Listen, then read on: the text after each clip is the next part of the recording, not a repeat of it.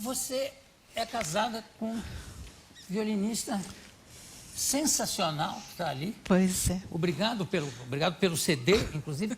Cadê o CD, Alex? Ele já roubou. Tá aqui. Não pode Obrigado. ficar 2 minutos alguma coisa ali que ele rouba. Desculpa, senhor. Tá aqui. Eu vou mandar fazer um bar transparente para poder. Rudy Berger. Como é que vocês se conheceram?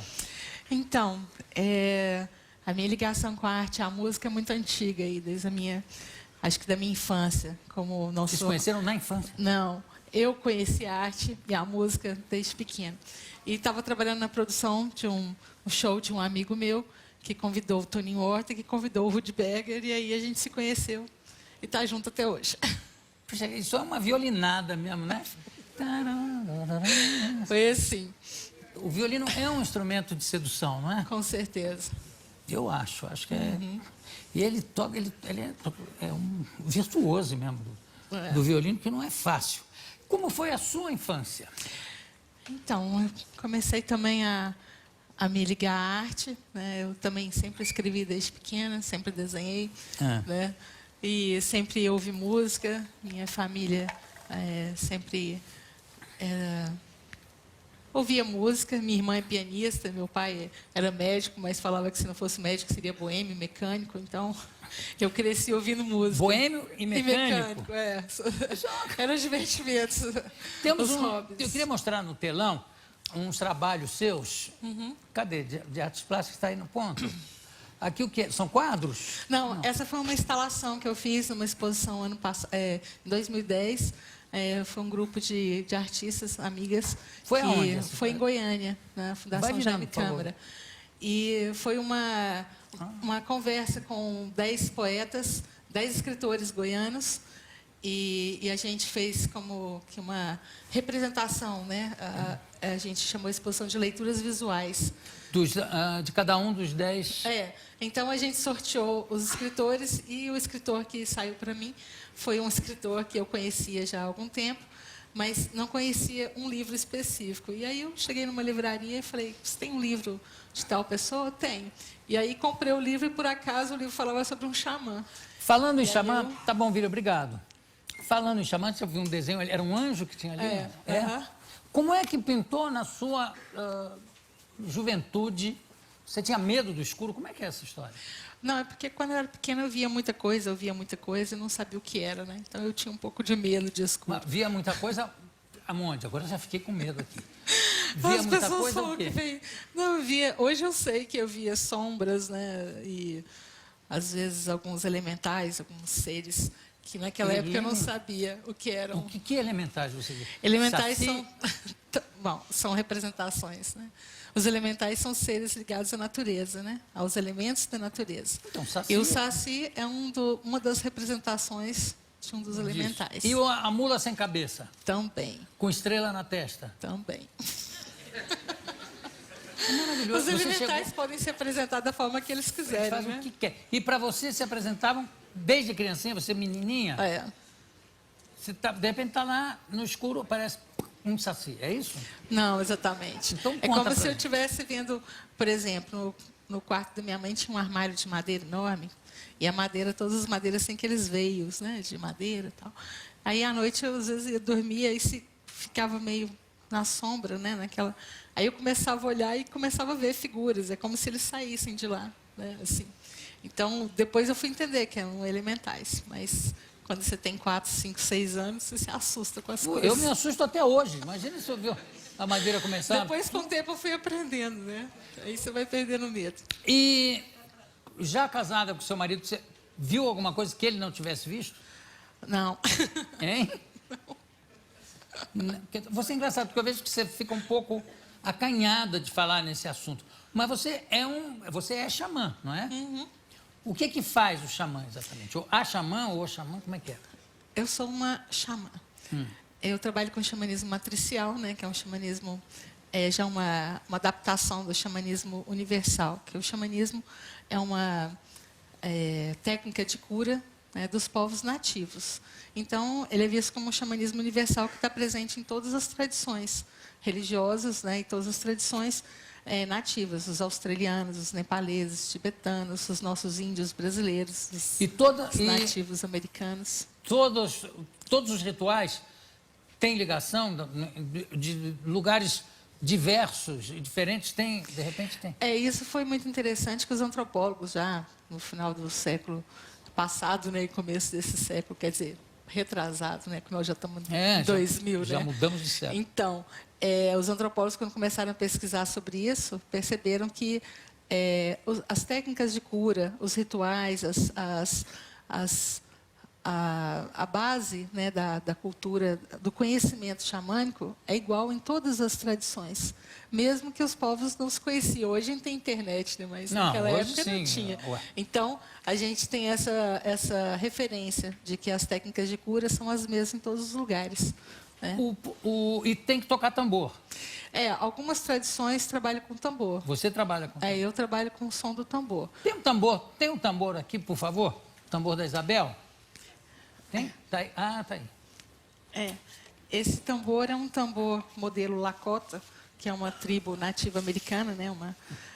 Mas foi feito por um brasileiro que estudou. E essas tiras fazem parte... Não, isso aqui foi eu que coloquei como uma referência aos 4 elementos. Uma conexão com a roda de cura. Porque dentro da tradição xamânica, nós temos 3 técnicas principais, que é a cura xamânica, o resgate de alma e a roda de cura. Né? E a cura xamânica e o resgate de alma são especificamente trabalhos individuais, né? Atendimento individual, com aquela pessoa que chega com uma queixa determinada, seja física, emocional, mental ou espiritual, e a gente toca o tambor, eu como xamã toco o tambor, e entro no universo daquela pessoa para ver o que está acontecendo e busco a cura. E a roda de cura, ela é feita em grupo, para várias pessoas, e a gente faz toques de tambor para as pessoas entrarem em contato com aquilo que elas estão precisando curar em si mesmas naquele momento. Você pode dar uma demonstração para a gente? Dar uma batida? Para mim é uma honra tocar meu tambor aqui para vocês.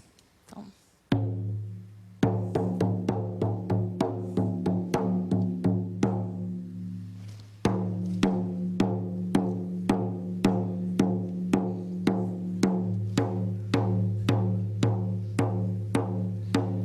Enquanto você bate, você tem alguma fala que você diga enquanto você está batendo? Não, às vezes quando a gente está num trabalho individual, ou às vezes na roda de cura, né, vem algum canto, né, alguma música, alguma coisa que seja uma referência para aquela pessoa, para aquele grupo. Os cantos dos índios americanos, por exemplo? Às vezes, são bem sim, repetitivos. Né? Normalmente as músicas xamânicas são bem... Até quando a gente faz roda de cura, né, eu falo, olha, essa música é muito difícil, a letra, então, é quase impossível de decorar. Né? Porque tudo... Quase parecido com o berimbau. O berimbau ali atrás. Aliás, meu pai tocava berimbau muito bem. Meu pai era baiano, tocava berimbau muito bem. Já nasce tocando bem. Por aí. Que tipo de cura as pessoas procuram no xamanismo?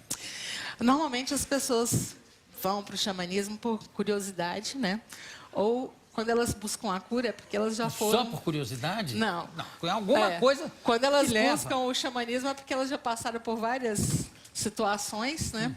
E aí chegam assim meio desesperançadas, né? Assim, já fui ao médico, já fiz isso, já fui para várias situações. E aí fiquei sabendo do xamanismo e vim em busca. Quer dizer, também para curas físicas. Por exemplo, mas o xamã receita antibiótico na hora que ele tem... Não. Você deu Ele não vai curar a infecção com tambor, né? Não. O que a gente faz, porque nós temos uma visão de que toda doença, né, quando ela chega no corpo físico, ela vem de outros níveis, né, psicossomáticos, né? Então, normalmente, aquela dor física, ela tem o que a gente chama de causa primordial, emocional, mental ou espiritual. Mas então, a pessoa já começa a sentir melhoras na hora que está lá? Normalmente, depois do toque do tambor, a pessoa se sente bem melhor, porque o toque do tambor nos leva, né, a entrar em contato com o nosso coração, né, o ritmo do coração, e o coração da terra, né? E isso faz a gente lembrar que a gente não está sozinho, né, Jô? Aquela força telúrica, né? A força da terra. Como é que você aprendeu a ser xamã? Como é que você foi chamada para o xamã? Então, ouvindo meu coração, né? Igual eu falei, acho que a minha história começou com a arte. E E eu já desenhava, pintava, fui fazer faculdade de artes, dancei balé durante muitos anos também. E aí eu conheci o tarô através do Clint, né, o artista plástico maravilhoso. Eu estudando Jung e os símbolos, conheci o tarô. E aí comecei a trabalhar com tarô. Tem 20 anos que eu trabalho com tarô também.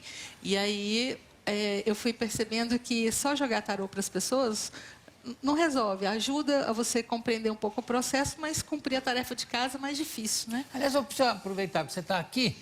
Fabinho, faz um favor. Pega aquele baralho de tarô que está lá embaixo. Não tá completo, porque eu mandei ampliar uns desenhos. Mas, enfim, eu quero te fazer uma pergunta. Por exemplo, tem gente que vai procurar o xamã para resolver um problema amoroso, para que a pessoa amada o escute. Tem muita gente que tem Você falou uma problemas coisa, emocionais. a pessoa tem que estar pronta para outra, é isso? Eu acredito que sim. Será que a Kim Basinger já está pronta para mim? Porque Não sei, a gente tem que tocar um tambor para ver, para Kim né? Basinger, toca para... Olha só, olha como ela é bonita. É. E é uma senhora já, quer dizer, não é que é uma gatinha. Mas ela é ótima, ela é realmente ótima atriz, quis dizer. Tá bom, pode tirar. Isso. Mas tem gente que vai procurar especificamente isso, né? Eu estou apaixonada por fulano, ou estou apaixonado por ela. Bate um tambor aí para ver se ela chega. Não tem isso? Tem.